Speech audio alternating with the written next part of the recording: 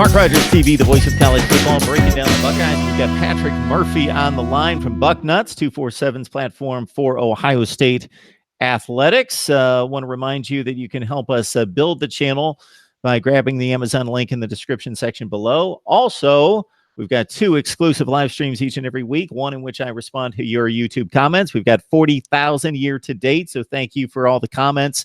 The other exclusive live stream, I bring you on to talk college football with me. How does it get much better than that? Patrick, we appreciate you stopping by. Your first time here. Thank you so much. Absolutely. Thanks for having me. It's good to have you. So let's look at the 2020 recruiting class, which a couple recent commits just in the last few days have come in from inside the state and outside the state in New Jersey. Your thoughts about the Ryan Day approach, what you've seen thus far? I know that the 2019 class took a bit of a hit in regards to what people are looking at, and that's the broad picture ranking, but the individual star ranking was still exceptional, top 3 in the country. Yeah, that 2019 class, I think, was always going to be ranked a little lower than maybe Ohio State's standard in recent years, just because of sheer numbers, kind of what you touched on there. Even if Urban Meyer had remained the head coach and things had rolled as normal, they just weren't going to be able to bring in as many guys. And that is reflective in the recruiting rankings. But as you said, if you go by an average rating per recruit, they were one of the best in the country. And so it's a smaller class, but a very talented class. There are at least a couple guys, I think, that could make an impact as freshmen this year. Garrett Wilson, the receiver out of Austin, Texas, is a guy who it would be very surprising if he's not in the rotation. He enrolled early in the spring, was a big part of their spring practice. If you watched Ohio State's spring game, he caught a nice touchdown in the back corner of the end zone. So he's a guy that I think, while they have plenty of talent at wide receiver right now, can crack that rotation at one of the spots. Another big name that I think people are excited about and could get in a rotation as well is defensive end Zach Harrison from right here in Columbus. He's a kid that's 5 stars, was recruited by nearly everybody, and kept his recruiting very close to the vest. Was not on social media and whatnot like many recruits these days are. And it kind of came down to the end, and Ohio State was able to make sure he didn't leave the city. They are very deep at defensive end, the Buckeyes are this year. So Zach Harrison will, if he gets time, it'll probably be in spot duty, situational things and stuff like that, I imagine. But yeah, that 2019 class is small but talented, and I think as we go on through the next few years, you'll see those other guys start to emerge. But the 2020 class is really showing what Ryan Day and his coaching staff can do. They've got 15 commits already. It's the nation's number 4 class right now, according to our 24/7 composite rankings, the top class in the Big Ten. And the area that's really stood out to me, and I wrote about this a week or so ago, in not only the 2020 but the 2021 class, are the wide receivers. Brian Hartline has done a great job taking over for Zach Smith, not only helping to develop guys, but the recruiting has been off the charts. They landed the number 1 wide receiver recruit in the country in Julian Fleming about a month and a half ago. They've got the number 13 wide receiver in G. Scott, the number 18 wide receiver in Jackson Smith in Jigbia, and the list kind of goes on. They're in the running for at least one more. And then in the 2021 class, they've done well at the wide receiver position as well. They, continue to pursue guys at that position. And I really think that Ohio State has always been known as kind of a 3 yards in a cloud of dust type of school, but with Ryan Day taking over and the focus they've put on wide receiver development, the quarterbacks that they're recruiting, this could really be, a change in that approach and kind of more of a passing team, which I think in today's age and the college football playoff, you see those teams that can move the ball through the air are the teams that are most successful. So Ohio State's doing a great job in recruiting, and it's not just the wide receiver position. They're hitting all of them. There was a concern about, they weren't landing a lot of defensive guys early on. Could Ryan Day, an offensive coach, a quarterback's coach, Could he recruit the defensive side of the ball? Was his staff good enough? Well, they've started to answer those questions here in recent weeks, landing a couple defensive guys who they're pretty excited about. And obviously there's still plenty of time before the early signing day in December and then National Signing Day in February, where they can add to this class and then obviously the 2021 class beyond it. We've got Patrick Murphy on the line from Bucknuts, and as you mentioned and allude to, certainly Urban Meyer was targeting the top wide receivers in the country, but more as complementary players that needed big plays downfield. Yeah. It was a power run first offense until Dwayne Haskins took hold of it.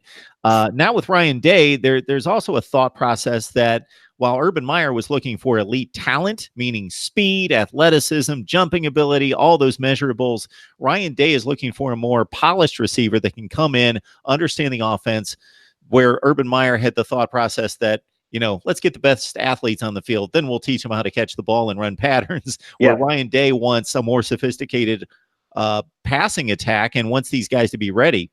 Yeah, I agree completely. I think, especially when he was at Florida, you saw that with Urban Meyer's teams. They got a lot of, slot scat back type of players that could kind of play that hybrid role between running back and wide receiver. Like you said, they were athletes first and foremost, and then, learned that aspect of the game. And in recent, and then there are counter examples of that. There's the Michael Thomases of the world who, came in as a true wide receiver to Ohio State, but even he took time to develop into the, player he's become, not only for the Buckeyes, but now for the New Orleans Saints. But yes, I think Ryan Day's approach has been a little different. They definitely want guys that could be ready to play early on, especially, like I said, with the quarterbacks that they're recruiting. The focus is still a bit of a hybrid guy, but they've got in the 2021 class, Kyle McCord. He's the 5th ranked pro style quarterback in the country. And then 2020, a guy that they've had committed for a while in Jack Miller, the number 2 pro style quarterback in the country. So maybe a little bit of a difference in quarterback too, where you're not, requiring him to run the ball as much. But yes, if you have a quarterback that can get the ball down the field, you certainly want the receivers that are going to be able to go up and get it. And I think that's certainly been a focus for them here in, just the short time that Ryan Day's been involved in the program and since he's taken over as head coach. Patrick, if we step back again to this 2019 class, you mentioned Harrison and you talk about Wilson, and those guys are the headliners. They're top 20 players, not at their positions overall, and coming out of the high school ranks. So they're elite talents. Anybody else maybe a little bit more under the radar that you would expect? Maybe it's based on what you've heard and seen that you're really impressed with, that they could break through and become not superstars in the Big Ten, but impact guys that are going to have meaningful roles, and maybe also just because of the sheer need at that position. Well, one guy, and I think you can almost include him in the Zach Harrison and Garrett Wilson conversation, but offensive line is not always as sexy of a position. But Harry Miller, another 5-star kid, he was the country's number 2 center. He's a guy who, I don't think he'll play right away just because they have guys that they like at center, but it wouldn't surprise me to see him on the depth chart this year. A lot of offensive linemen redshirt. I think they may hold on to him in case they decide to, they want to get him out there, get him some experience. He's a very, very talented kid, a really good kid too. Does a lot of, service work, missionary type stuff, building houses and things like that. So he's one that I think, while, he may not grab highlights or anything like Zach Harrison or Garrett Wilson will in the coming years, could be a very good piece to the building of an offensive line. But some kind of under the radar guys, Noah Potter, another defensive end. He's the younger brother of Micah Potter, who played for the Buckeye basketball team and is now transferred to Wisconsin from Mentor, Ohio.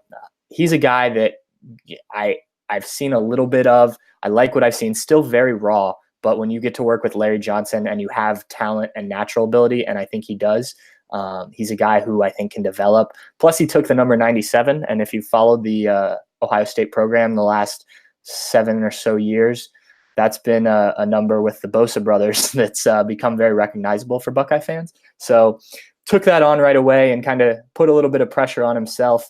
And then, we go back to talking about receivers. Jamison Williams, a four-star kid out of St. Louis, the country's number 13 receiver. And in a normal Ohio State class, I think that Jamison Williams would be getting a lot of hype. But when you land a kid like Garrett Wilson, he kind of steals the headlines. Jamison Wilson has, size, speed, what you want out of a receiver. I think he's a guy who does need some time to polish things a little bit at the college level. But I believe he'll be, assuming his development goes as expected, he'll be a piece for the Buckeyes in the future. Cade Stover, a linebacker out of Mansfield, a kid that's just a hard worker from everything I understand, grew up doing farming stuff and whatnot. So, he's one of those early to get into the building, early to work, that type of stuff kid. Linebacker is a position that Ohio State hasn't been great at the last couple of years. And I don't think Cade Stover is a guy who contributes this year at outside linebacker, but in the future, I think he's a kid who Buckeye fans will get to know pretty well. Mark Rogers TV, the voice of college football, talking Ohio State football. We got Patrick Murphy on the line. You can join him and the rest of the staff there. Of course, Steve Hellwagon at Bucknuts 247 Sports. Let's look at running backs. Sure. J.K. Dobbins is, of course, the headliner. If we take it back to that transition between 2016 and 2017, Urban Meyer's thought process has always been to have that workhorse guy, Zeke Elliott, Carlos Hyde. J.K. Dobbins burst onto the scene following a Mike Weber playoff game against Clemson that wasn't stellar. He had a couple of fumbles, actually had some decent runs, was the only semblance of offense the Buckeyes had in the second half in that game. But J.K. Dobbins burst onto the scene, has the huge game against Indiana, and then it's like, well, he's the guy. Weber's a good complimentary guy. Dobbins is the guy. He's got it all. Has the big year as a freshman. And then last year, and of course, Weber had his injury issues and then actually filled in very well and capably at the end of 2017 as a compliment to Dobbins.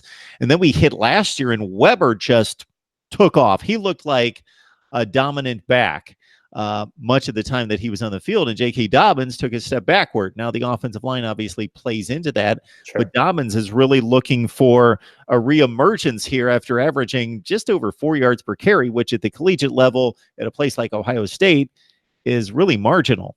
Yeah, it was certainly a step back for J.K. Dobbins last year.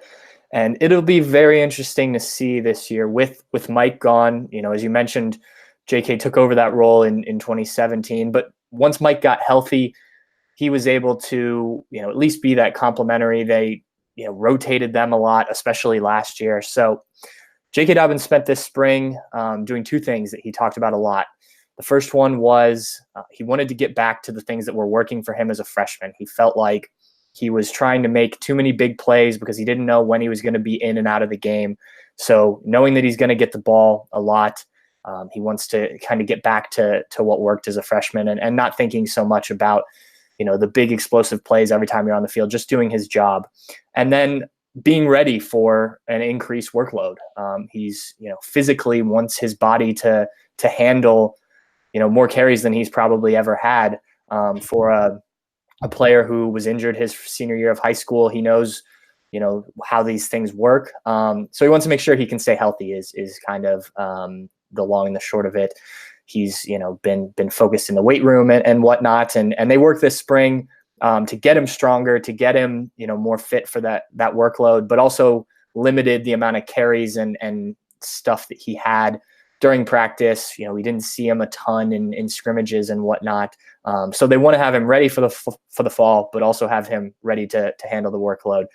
And I think it's going to be a big year for him. Over 1,400 yards as a freshman, still got over 1,000 yards last year, which is good. And, I think he can become, if I'm not mistaken, only the second player since Archie Griffin to do 3 straight 1,000-yard seasons for Ohio State. I'm pretty sure I saw that somewhere. But yeah, so, he's certainly accomplished a good amount during his Ohio State career, but he wants to have a big year this year. The Buckeyes need him to have a big year this year. they have some complementary pieces on the roster, and a DeMario McCall who's been around the program now for a while but hasn't really emerged. He's kind of that athlete that we were talking about earlier that can catch balls out of the backfield and can carry the ball. I don't want to make it sound like he can't. I think he's kind of a complementary role. And Master Teague was a freshman last year, played in a few games, still was able to redshirt. He's more of your bowling ball, short yardage type of guy. And so JK is your prototypical back, and I think he'll do the bulk of the work. And you got a new quarterback coming in, Justin Fields. You don't have a lot of depth at quarterback.